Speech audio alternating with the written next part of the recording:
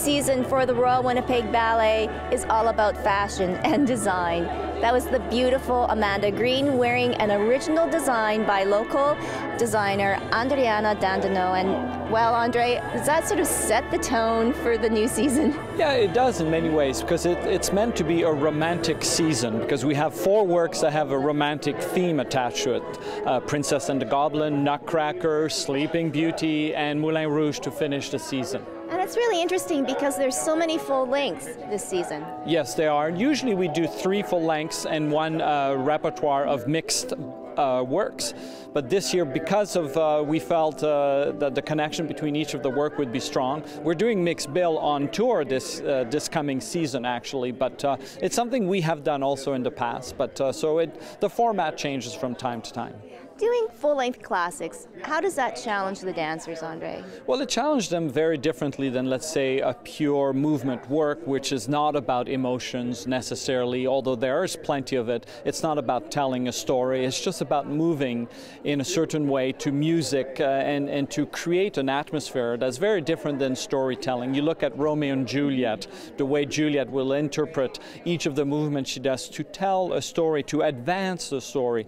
So that's what story ballets tend to do, generally speaking, where pure movements simply do not try to achieve this. They will give you emotion. They will bring emotion. I look at the Serenade of George Balanchine, a stunning work that is not about story, but it's certainly you invent your own story then. Most definitely. So we open up with the world premiere of Twyla Tharp's Princess and the Goblin, which we'll talk about. But the Nutcracker, always a perennial favorite. Yeah, and it's something that now we've done for 11 years, I think, this new version of Nutcracker, and it's been extraordinarily successful for the RWB, and it's something that audience love to do. It's become a tradition. People say, oh, it's Christmas, let's go see Nutcracker, and it's a lovely way of spending time with your children.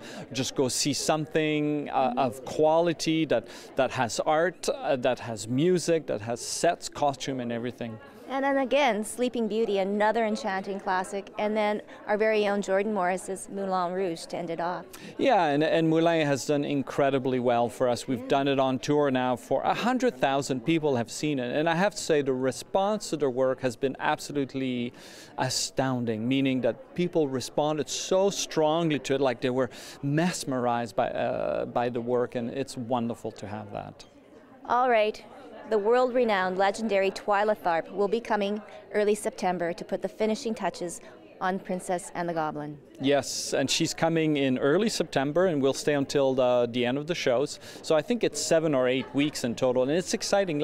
Like when she looks at a work that she's creating, she says, you know, I start somewhere and then every time I move forward with it. Like she's done a Broadway show recently, Come Fly With Me, I think it's called now, based on Sinatra songs. She created it in New York, did very well there, then she moved it to Vegas and now it's going on tour, and she constantly tries to add to it it's for her everything is a work in progress. What does this mean for not only yourself but the company dancers to be able to work with her? Well, she has this incredible stature, you know, and it's a game for dancers is to work with yet another voice, to work with another composer of movement, if you will, and it's just it expands their horizons, it stretches them artistically and physically.